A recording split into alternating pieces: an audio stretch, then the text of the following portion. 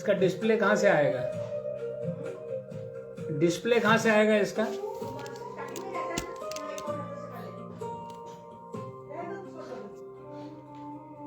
आ गया आ गया।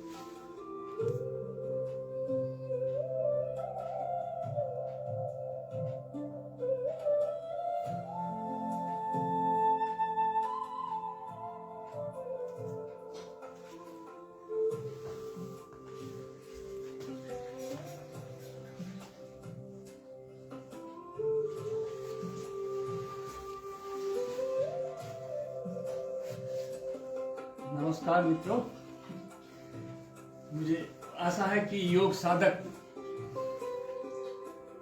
अपना जो निर्देश दिए थे कि सुबह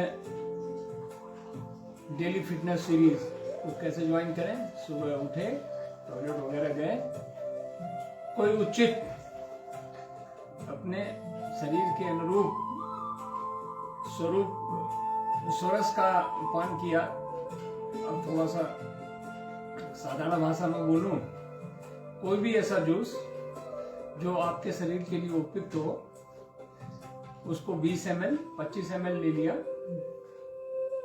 गुनगुने पानी में। उसके बाद अपना आधा घंटे वॉकिंग कर ली, हल्के फुल्के सूक्ष्म व्यायाम कर लिए, कुछ स्ट्रेचिंग की एक्सरसाइज कर ली, सूर्य नमस्कार अपनी आयु अपनी क्षमता के अनुरूप अगर कर पाते हैं तो वो कर लिया, ताड़ासन कर लिया, वृक्षासन कर लिया, कटी चक्रासन वो कर लिए। ऐसे हल्के फुल्के आप अपनी पात्रता, जैसे आप भोजन ग्रहण करते हैं तो थालियां साफ करते हैं, पानी पीते हैं, गिलास साफ होना चाहिए, तो उसी तरीके से हम अपने आप को अनुरूप पात्र बनाते हैं। प्राणायाम के द्वारा जो आयाम हम देते हैं, जिसको हम प्राणायाम करते हैं, उसका हम पात्र बनाते हैं। तो पात्रता होनी चाहिए पहले। मन तो करता है कि हम क्या क्या बन जाएं, किसी से पूछो कि बोला हम अफसर बन जाए, पायलट बन जाए, डॉक्टर, इंजीनियर, व्यापारी, स्पोर्ट्समैन, सचिन तेंदुलकर, और क्या क्या सपने देखता है व्यक्ति, मगर उसके लिए पात्रता होनी चाहिए ना। तो पात्रता भी हर आसन को ग्रहण करने की क्षमता आप में होनी चाहिए। आप शारीरिक और मानसिक तौर पे उसको करने में समर्थ भी होने चाहिए और उससे मिलने वाले लाभों को ग्रहण भी कर सके। तो सूक्ष्म व्यायाम आपको बताई दिए थे, खड़े होके किया जा सकते हैं, बैठ के किए जा सकते हैं, कुर्सी पे किए जा सकते हैं, जमीन में जैसे मैं बैठा हूँ आलती पालती मार के, ऐसे अनेक आसनों में बैठ के किए जा सकते हैं। पेट के बल, है ना, प्रॉन पोज, सुपाइन पोजेस जो होते हैं, उनके करके फिर आप बैठेंगे प्राणायाम के लिए। तो प्राणायाम की पहली शर्त है कि आप पात्र हों। अब आपने देखा होगा कि बहुत सारे डॉक्टर्स बोलते हैं कि भाई किसी रोगी विशेष को कि आपका ऑपरेशन होना है। जब मेडिकल जांच होती है तब मालूम चलता है कि नहीं, उनका तो बीपी हाई है, उनका शुगर बहुत बड़ा हुआ है, उनका ब्लड में ये प्रॉब्लम है, वो प्रॉब्लम है। हजारों पैरामीटर्स जब फुलफिल करने की बारी आती तो उसमें वो पात्रता ही नहीं आती कि उनको ऑपरेशन भी किया जाए। तो पात्रता बहुत जरूरी है। तो ये आप ध्यान रखें कि बोला सर आते हैं मेरे पास, बोला सर कोई ऐसा आसन प्राणायाम बता दो जिससे कि ये रोग ठीक हो जाए। मैं कहता हूँ जिस रोग को पैदा करने में हमने 5 साल, 10 साल, 20 साल, 30 साल लगा दिए, उसको आप एक आसन के द्वारा सिद्ध करना चाहते हैं, तो मैंने कहा भाई ये तो हो नहीं सकता, ये आप ऐसे महापुरुष के पास जाइए जिसमें देवी शक्तियां हो, जो आपको बोले ऐसे तथास्तु बोले और आपकी बीमारी ठीक हो जाए। उसके लिए भी साधना करनी पड़ती है ना। आपने सुना होगा कि बहुत सारा हमारे पौराणिक ग्रंथ भरे हुए हैं जिसमें तप किया जाता था, और फिर उसमें वो जब आप तप करते हैं तब जाकर आपको वो दैवी गुण, जो आप विभूतियां, जैसे महर्षि पतंजलि ने कहा था ना विभूति पाद, है ना, तो वो समाधि पाद, साधन पाद, विभूति पाद, कैवल्य पाद, तो वो जो 4 खंड बांटे हैं उन्होंने पतंजलि योग सूत्र में, उसमें वही उपलब्ध, वो जो आपका विभूति पाद में वो विभूतियां प्राप्त होती है साधना से। तो आप एक आसन से कैसे साध लेंगे और एक दिन में करके 1 घंटा करके कैसे कर लेंगे? तो उसको सामान्य तौर पे लीजिए आप। जैसे पौधे को बढ़ते हुए देखते हैं, बच्चों को, छोटे बच्चे से एक दिन के बच्चे से लेके जब बड़ा होता जाता है, कैसे कैसे कैसे कैसे धीरे धीरे उसी तरह से आसनों को साधा जाता है, और फिर वो अपने पूर्ण रूप में आके आपको लाभ देने लगते हैं। चलिए, ये तो बात हो गई सामान्य दिनचर्या की और इंस्ट्रक्शंस। डिस्क्लेमर हमेशा मैं इसलिए देता हूं कि अगर आप पात्र नहीं है, आपका शरीर उसके अनुरूप नहीं है, तो आप न करें, चिकित्सक की सलाह लें। फिर दूसरा मेरा बिंदु रहता है कि मैं किसी पैथी विशेष के प्रति झुकाव या वो नहीं रखता हूं।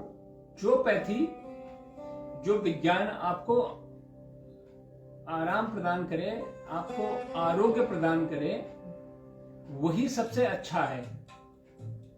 बाकी किसी पक्ष विशेष की वो करना वो उचित नहीं होगा। जो भी पैथी, जो भी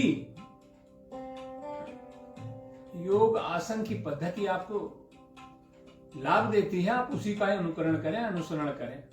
बातें सबकी सुने, जो सावधानियां, बिंदु निर्देशों का 100% पालन करें। कितना करना है वो निर्णय लेंगे आप। कितना करना है, कितना स्ट्रेच करना है बॉडी को, कितना समय देना है, उसका निर्णय केवल आप है। आदेशों और निर्देशों का पालन करें, उसको एनालाइज करें, सिंथेसाइज करें, अपने शरीर, अपनी अवस्था, आपका पूर्व ज्ञान, पूर्व अभ्यास, और ऋतु कौन सी है, किस समय कर रहे हैं, भोजन के कितने उपरांत कर रहे हैं, वो सब निर्णय लेने के बाद अच्छे से फिर इसको आप करें। जब करें तो फिर 100% इन्वॉल्वमेंट के साथ करें। चलिए, 3 बार ओम का उच्चारण। मैं ये मान के चल रहा हूं कि आपने जो मैंने पूर्व निर्देश दिए थे उनका पालन कर लिया होगा। 3 बार ओम।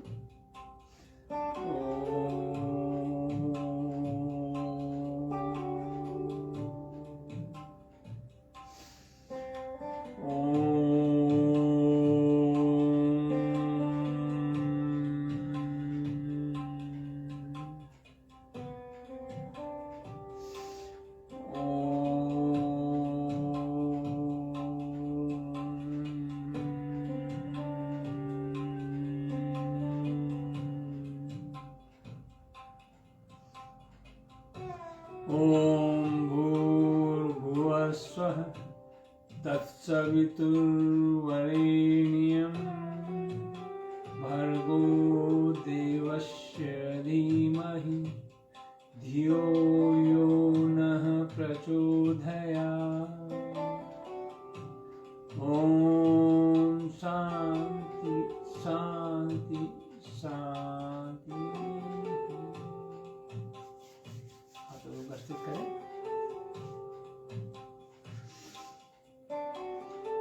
प्राणायामों की श्रृंखला में हम लोगों ने चर्चा की थी, प्रारंभ किया था भ्रस्तिका। जैसे लोहार की धौकनी होती थी ना पुराने समय में, वो कैसे अग्नि को प्रज्वलित कर देते थे, कोयले या लकड़ी के उसके ऊपर जब वो कराते थे, उष्मा उत्पन्न करने के लिए, लकड़ियों को कोयलों को जलाने के लिए धौकनी का इस्तेमाल करते थे। तो हवा जैसे आप फूंके ना अग्नि में, तो अग्नि प्रज्वलित हो जाती है। कोयला हो, राख के, उसमें अगर आप धुआं आ रहा फूकेंगे तो अग्नि लग जाती। पहले किचन में चूल्हों में लकड़ी जलाई जाती थी, कोयले जलाते थे, तो एक पाइप होता था, पाइप से फूकते थे। तो ठीक इसी तरह से आप ज्यादा मात्रा में जब आप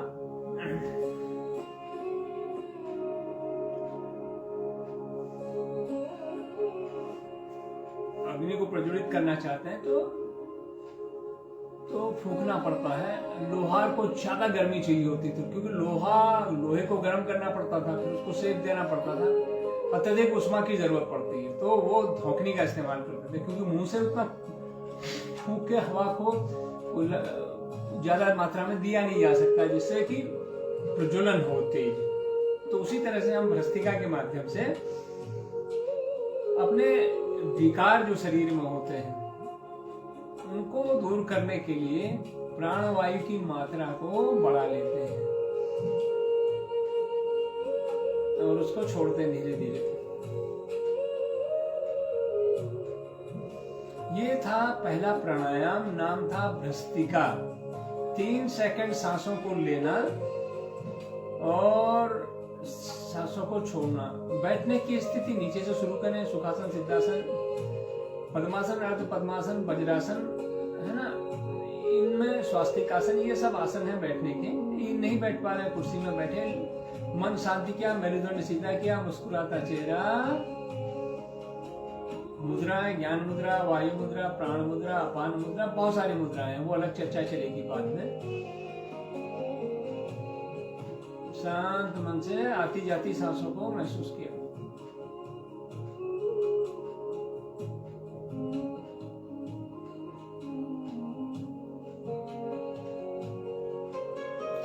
दूसरा प्राणायाम उसी श्रृंखला में था कपालभाति। इसके साथ बहुत सारे आदेशों और निर्देशों का पालन आपको करना था।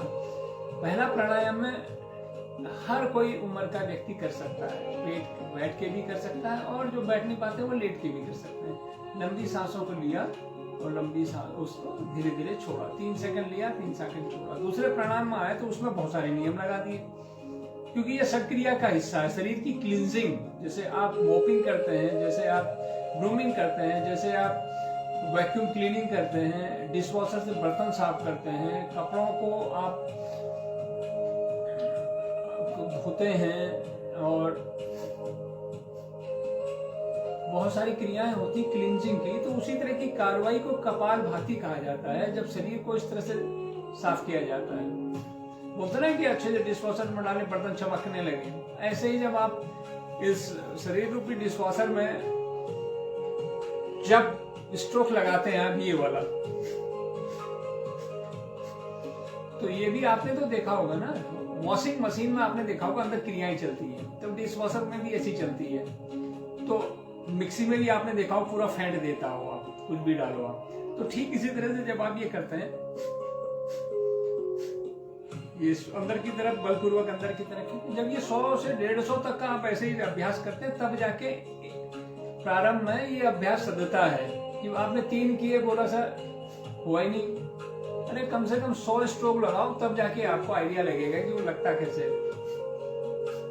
साइकिल देख के कोई एकदम चलाना सीख लेता है, स्कूटर कार एक ही दिन में सीख लेता है, कम से कम महीने का तो अभ्यास लगता ही है। तो इसमें 100 स्ट्रोक तो लगाएंगे, तब जाके सीख पाएंगे। तब ये कभी इसको लगा रहे हैं तो सांस बाहर नहीं आ रही है, कभी सांस बाहर आ रही तो ये स्ट्रोक नहीं, ये नहीं लग रहा है। तो ये यहाँ का भी संबंध है, यहाँ का। तो फेफड़ों को ऐसे दबाया, जो प्रेशर से वायु बाहर निकलती है तो नासिका से स्वतः ही निकलती है। जब गुब्बारे को ऐसे ही आगे से अगर उसको टाइट नोट लगाई हुई है, खोल देंगे तो हवा निकलती है ना। तो उसी तरह से जब ये प्राणवायु से भरे हुए फेफड़ों को जब दबाया जाता है तो स्वतः ही नासिका से बाहर निकलते हैं। अब आप पूछेंगे ये इसमें नियम इतने, आदेश निर्देश इतने ज्यादा क्यों हैं? क्योंकि ये लगभग सारे अंगों को, छोटी आंत, बड़ी आंत, liver, kidney, pancreas, lungs, heart, सबको प्रभावित करता है। उसके साथ ये श्वसन तंत्र को पूरा बॉटम टू टॉप तक पूरे को प्रभावित करता है। साइनस का जो हमारा जो सिस्टम है वो वो पूरे को प्रभावित करता है। आंखों, नासिका, कान, ये ENT जो स्पेशलिस्ट होते हैं ना, तो वो जो उस विभाग को देखते हैं उन सबको प्रभावित करता है। तो एक प्राणायाम इतना प्रभाव छोड़ता है और उसको षट क्रिया का प्रमुख क्रिया माना जाता है। अगर आप हठ योग, प्रदीपिका, धैर्य संहिता, ये इन सब ग्रंथों का अध्ययन करें तो वहां पे इसकी महत्ता, इसका बखान किया गया है। तो षट क्रियाओं में प्रमुख क्रिया है, इस वजह से बहुत सारे अंगों को प्रभावित करती है। गलत कर लिया तो नुकसान भी उतने अंगों को एक साथ करती है। समर्थवान होने चाहिए, आपकी आयु होनी चाहिए, आपका शरीर होना चाहिए, BP बढ़ा ना हो, ऑपरेशन हुआ ना हो, अब किसी का हर्निया है, हाइड्रोसिस की समस्या है, और दूसरे तीसरे कई विकट रोग हैं, असाध्य रोग हैं, उनको बिना चिकित्सक की सलाह के नहीं करना है। स्पेशली ऑपरेशन हो रखे हों, प्रेगनेंसी है, पीरियड्स हैं, वर्टिगो है, हाई BP है, 5-7 बड़ी बीमारियों में नहीं किया जाता है। बैक पेन है, अब आप गलत तरीके से बैठ गए, बैठने का भी विधि मैंने बताई थी कि आपके दोनों घुटने जितने जमीन के नजदीक होंगे, ये उतना आपका स्ट्रोक अच्छा लगेगा, उसमें आपका प्राणवायु का आवागमन अच्छा होगा, मेरुदंड सीधा होगा। तो अगर नहीं समर्थवान है तो आप पीछे मैट लगा के बैठ जाएं। ये एंगल 90 डिग्री से ज्यादा होना चाहिए। ये वज्रासन में बैठ सकते हैं तो बैठिए, पद्मासन में बैठ सकते हैं तो बैठिए, ये लग चिपक जाते हैं जमीन में। तो ये आपका हो गया। तीसरा मैंने बताया था वायु प्राणायाम त्रिबंधों के साथ। सांसों को लिया 3 सेकंड, सांसों को छोड़ा, छोड़ने के बाद रोका, वायु कुंभक। सांसों को बाहर लेके छोड़ना, उसको कहते हैं रोकने को कुंभक। 3 बंद, मूल बंद, उड़ियान बंद, नाभिक क्षेत्र अंदर, थोड़ी इधर लगी हुई। वायु कुंभक में 3 बंद लगा दिए, है ना, त्रिबंध लगा के आप इसको कर सकते हैं वायु प्राणायाम। फिर लिया, सांसों को लिया, छोड़ा, वायु कुंभक लगाया। वायु कुंभक होता है जब सांसों को बाहर लेके छोड़ते हैं। अंतः कुंभक होता है जब सांसों को अंदर लेके रोका जाता है। तो अभी तो मैं चर्चा कर रहा हूँ सांसों को लिया, बाहर छोड़ा, रोका, उसमें त्रिबंध लगा दिए। सबसे नीचे है मूल बंद, फिर नाभि वाला, उड़ियान बंद, थोड़ी वाला, ये कंठकूप के साथ जालंधर बंद। त्रिबंधों को जब ये 3 बंधों को लगाते हैं तो उसको कहते हैं त्रिबंध। वायु प्राणायाम किया 3-5, धीरे धीरे जब शरीर उसके अनुकूल हो गया, उसकी संख्या बढ़ाते चले जाते हैं। और इसके लिए भी फिर वही नियम, period, pregnancy, operation, high BP, hernia, hyper acidity, bloating अगर हो, इसमें कपालभाति, और इसके लिए नियम लगभग समान है। इसको हम मना करते हैं। BP बढ़ जाएगा, एसिडिटी नाभि का ऊपर खसक रखी है और यहाँ एसिडिटी और ब्लोटिंग बहुत ज्यादा होती है तो वो बढ़ जाएगा, एसिडिक रिफ्लेक्स तेज हो जाएंगे। तो सावधानियां 2 प्राणायामों के ऊपर, कपालभाति, वायु प्राणायाम। वायु प्राणायाम के 10x हो जाता है, 20x, 30x, 50x तक होता है, व्यक्ति विशेष के ऊपर निर्भर करता है। जब उसको वायु कुंभक के साथ त्रिबंध लगा दिए जाते हैं। वायु कुंभक, कुंभक घड़ा, उसको घड़े की तरह, जब सांस को लिया, छोड़ा, रोका। अब आते हैं अगले प्राणायाम, फिर था अनुलोम विलोम। ये भी भ्रष्टिका की तरह ही सभी लोगों के लिए सुविधाजनक। बाईं नासिका से 3 सेकंड सांस लिया और फिर दाहिने से छोड़ा, दाहिने से छोड़ा, फिर 3 लिया, 3 छोड़ा, 3 इसी से लिया और 3 फिर बाएं से छोड़ा। एक चक्र पूरा 12 सेकंड लग गए। 10 सेकंड से 12 सेकंड तक लग जाते हैं। 10 सेकंड ये हो गए आपके, 2 और जोड़ दें, 12 सेकंड। 3 सेकंड लिया, 3 सेकंड छोड़ा, 3 सेकंड लिया, 3 सेकंड छोड़ा। तो ये चक्र चलता रहता है। अब हाथ की पोजीशन ऐसी, ये बायां हाथ। और कुछ लोग ऐसे करते हैं, ये माथे के ऊपर लगा लेते हैं।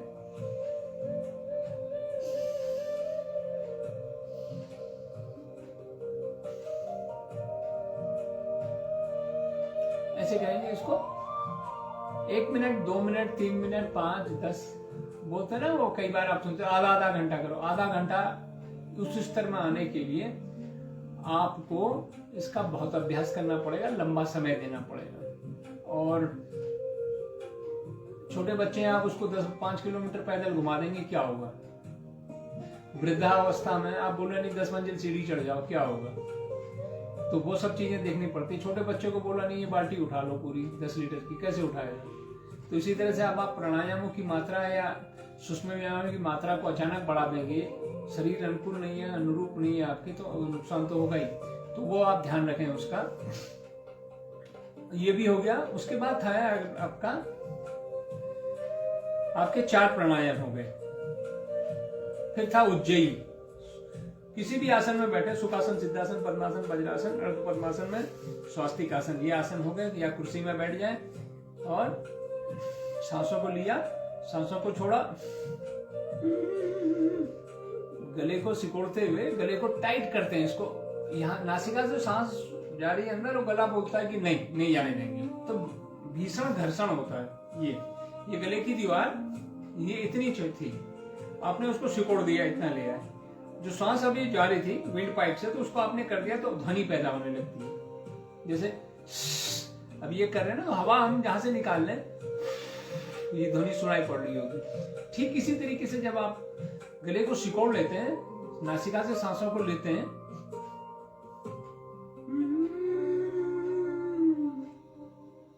ये आवाज आती है। और ये आवाज आपके लंग्स में, जो भी आवाज इधर लंग्स से ठीक ऊपर वाले हिस्से से आती है। और उस ध्वनि से लग रहा है कि जब आप ठीक कर रहे हैं। और धीरे से रोकें और फिर दाई नासिका बंद करके बाईं से सांसों को छोड़ दें।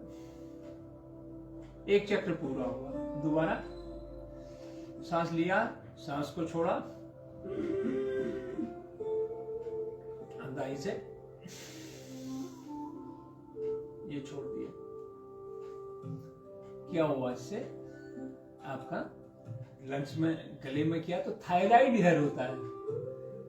एक बहुत सारी औषधियां होती हैं, एलोपैथ, आयुर्वेद, और उनमें कई, इसमें होम्योपैथी में भी बहुत सारी औषधियां हैं। तो औषधि के साथ साथ अगर आप इसको करते हैं तो ये उसको क्षमता को और बढ़ा देता है। आप केवल औषधि के ऊपर निर्भर हैं तो वो तो लाभ दे ही रही है, मगर क्या है कि अगर इसको कर लेंगे तो उसको 10x, 10x, 20x, 100x तक आपका लाभ की जो रेट ऑफ इंप्रूवमेंट है वो बढ़ जाता है। तो थायराइड के ऊपर ये आपका आता है। आपका साइनस वाला हिस्सा जो है प्रभावित होता है, आपकी वॉइस क्वालिटी अच्छी हो जाती है और गले संबंधित विकारों में बड़ा आराम मिलता है। उज्जयी, ओशन ब्रीदिंग, तो आपके लंग्स बड़े मजबूत हो जाते हैं, वायु का आदान प्रदान बढ़िया होता है। तो ये अब आप करते हैं, लंग्स मजबूत कर लिए, आपके गले वाला जो थायराइड में जो ग्लैंड थी वो सक्रिय कर ली, साइनस वाला जो हिस्सा था उसको आपने प्रभावित कर लिया, तो लाभ बहुत सारे। फिर था भ्रामरी। अगला प्राणायाम था भ्रामरी। को कैसे किया जाता है? आराम से सुखपूर्वक किसी आसन में बैठे, चेहरा मुस्कुराता हुआ और किया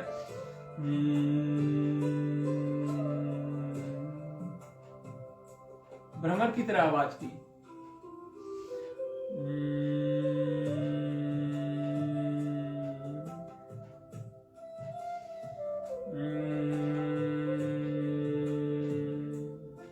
फिर ये मुद्रा, एक तो ये है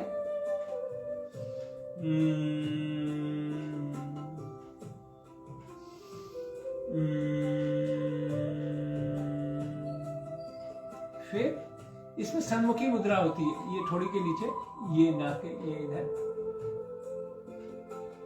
अब आप देखिए हाथ, पहले तो ये था, आंख के ही इर्द गिर्द ये आपकी 3 उंगलियां और एक ये माथे पे, ये माथा। अब भ्रामरी को किया जाता है एक तो ऐसे, एक ऐसे करके और एक ये फैला के, सन्मुखी, ये थोड़ी नासिका, ये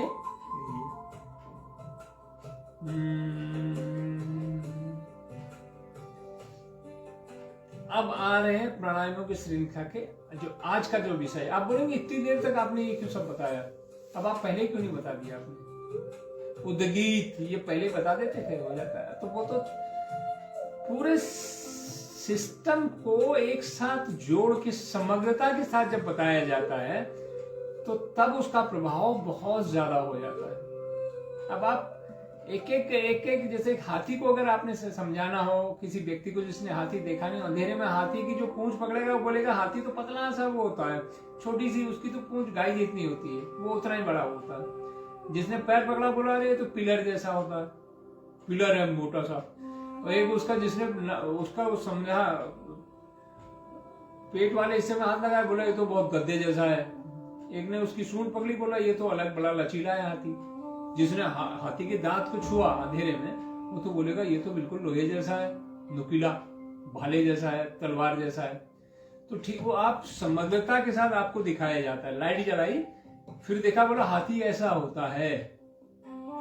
हाथी को अगर आप वीडियो उसमें भी दिखा रहे चित्र के द्वारा अलग अलग पीसों में दिखाएंगे तो हाथी क्या समझ में आएगा किसी भी चीज को। हेलीकॉप्टर के पंखे दिखा दिए, अलग अलग बॉडी पार्ट दिखा दिए, जो टायर देखेगा बोलेगा हेलीकॉप्टर तो टायर ही टायर है। अब जो बीच वाला जहां पे उसका बॉडी देखेगा वो कुछ और, जो रोटर देखेगा वो बोलेगा उसमें तो पत्तियां जैसी हैं लंबी लंबी। तो समग्रता के साथ सीखना पड़ता है।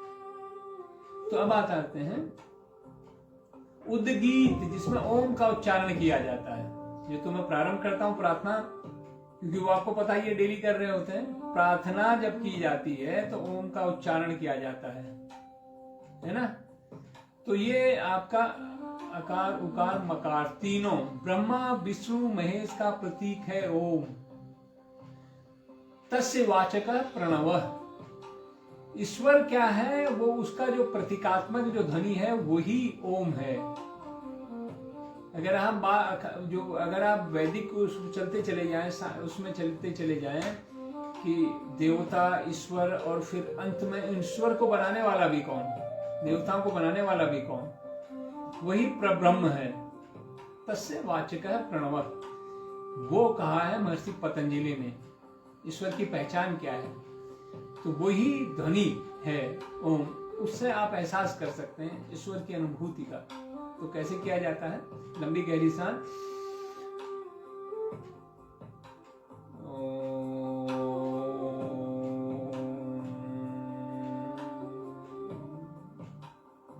ओ करेंगे तो ओठों को गोल ओ, फिर आधा ऊ, फिर ओठों को मिला देंगे।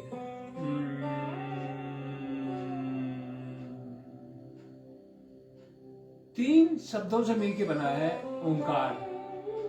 अ उ म, ओ है ना, ओ है, उ है, मो है, अकार उकार मकर। तो आपका मूलाधार से लेके सहस्ता सारे बिंदुओं को टच करता है।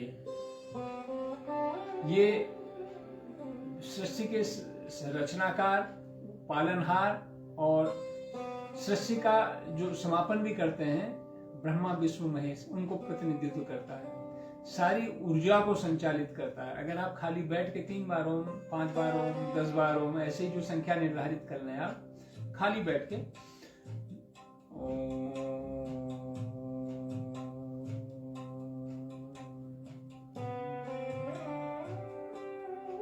पूरे शरीर में वाइब्रेशन होने लगता है।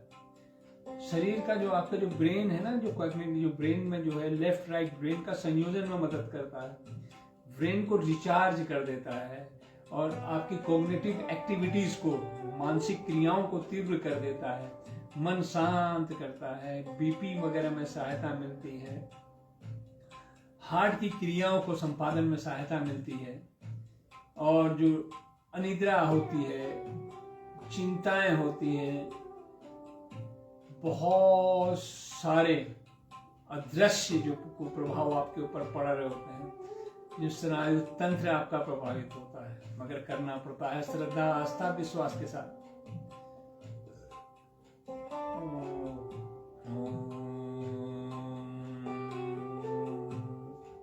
ये बहुत चिल्ला आवाज, बहुत कर्ण प्रिय होनी चाहिए आपकी आवाज, कानों को प्रिय लगने वाली। आप चिल्लाएं ओ ऐसा नहीं, ऊ ऐसा भी नहीं,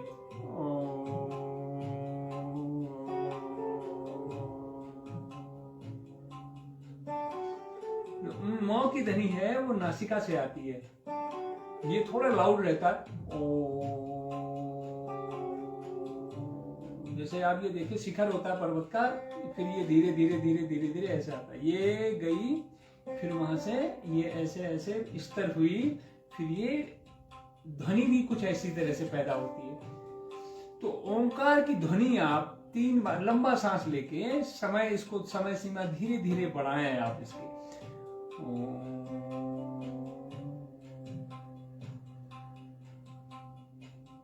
संगीत की स्वर लहरियों की तरह ये वायुमंडल में तैरने लगती है आपके द्वारा उत्पन्न की गई ओंकार की ध्वनि।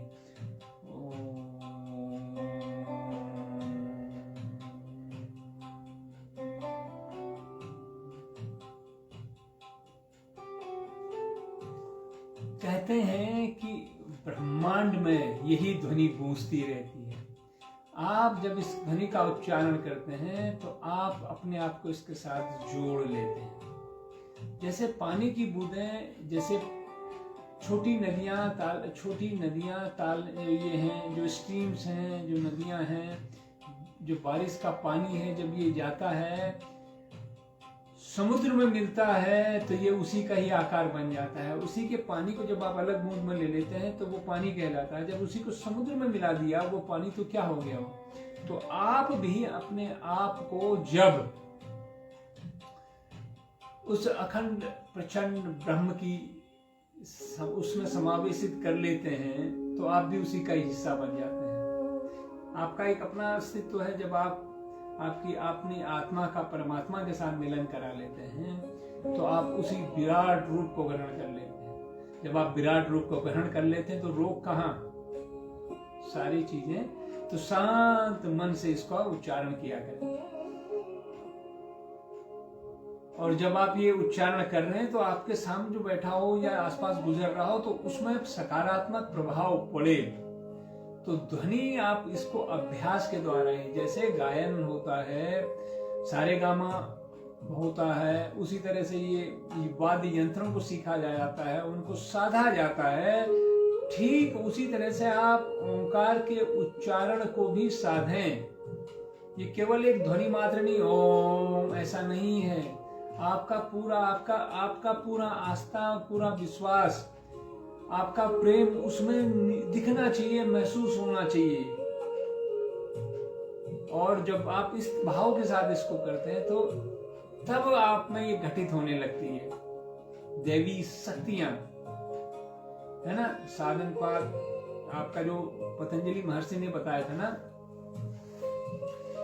जो उन्होंने 4 खंडों में बताया, कैवल्य पाद, विभूति पाद, और वो विभूतियां तब प्रकट होने लगती है, तब रोगों का निदान स्वयं होने लगता है। तो आप इस तरीके से जब ओम का उच्चारण करते हैं तब आप एक अच्छे साधक बन जाते हैं। और इसका प्रारंभ जब आपकी कक्षा का करें, जब आप एकांत में होकर करें, ग्रुप में करें, तो पहले ओम का उच्चारण के साथ ही करें। तो एक तो वो है, और फिर जब अभ्यास कर रहे हैं तो इसकी संख्याओं को बढ़ा लें। 3 से लेके 5 कर लें, 10 कर लें, 15 कर लें, 20 कर लें, केवल ओम का ही। तो ये हो गया उद्गीत प्राणायाम। लाभ आपको बता दिए, विधि आपको बता दी, इसका महत्व आपको समझा दिया। उद्गीत प्राणायाम। तो प्राणायामों की श्रृंखला में हम कहां तक पहुंच चुके हैं?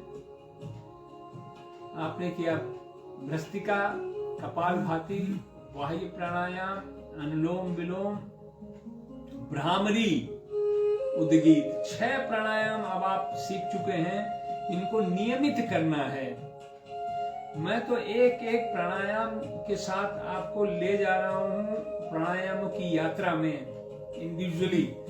जब पारंगत हो जाएं तो कम से कम 7 प्राणायाम। कल हम चर्चा करेंगे प्राणों से प्रणव का ध्यान। तो ये प्राणायाम आप सीख चुके हैं। अब आएगा 7वां प्राणायाम। तो ये आपके पैकेज में शामिल हो जाएगा। तो खड़े रहने वाले क्रियाएं, सूक्ष्म व्यायाम, आसन, वो मैं आपको सिखा चुका, आसन सिखा चुका। आपकी सीरीज आपकी मैंने कंप्लीट करने जा रहा हूं कल। फिर हम पैकेज बनाएंगे डेली का। फिर आप कमेंट भी जरूर लिखिए कि कौन सा प्राणायाम आपको समझ में नहीं आया, कौन सा आसन, आपकी आयु कितनी है, क्या आपको करना चाहिए नहीं करना चाहिए, वो मैं आपको बताऊंगा। बहुत सारे डाउट, एक शिक्षक और छात्र के बीच में संवाद कभी रुकना नहीं चाहिए। और अगर आप में डाउट ही नहीं आ रहे हैं तो इसका मतलब या तो आप ध्यान नहीं दे रहे हैं, या अध्ययन नहीं कर रहे हैं, या आपकी समझ में नहीं आया है, या तो आप सब जानते हैं। अगर आप आगे बढ़ना चाहते हैं, अगर आप चलते हैं तो प्रतिरोध तो होता ही है, तो ज्ञान के प्रभाव में भी प्रतिरोध होता है, शंका समाधान भी चलते रहना चाहिए। चलिए समापन की तरफ अग्रसर होते हैं शांति पाठ के साथ। अच्छा प्राणायाम है, जब आप पूजा पाठ करें तो उनका उच्चारण भी विधि पूर्वक करें, तो आपका है ना उद्गीत प्राणायाम जो आपके दैनिक क्रियाओं में पूजा पाठ के उसमें शामिल है। ओम द्यौ शांति, अंतरिक्ष शांति, पृथ्वी शांति, रापा शांति, रोषधयः शांति, वनस्पतयः शांति, विश्वे देवा शांति, ब्रह्म शांति, सर्वं शांति, शांतिरेव शांति, सामा शांतिरेधि। ओम शांति शांति शांति।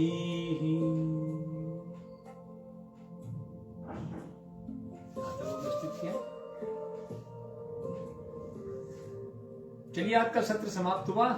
आशा करता हूं कि आपने उसको समझा होगा। अपने साथी मित्रों को उसको जरूर शेयर करें, क्योंकि लगभग 25 साल का अनुभव है।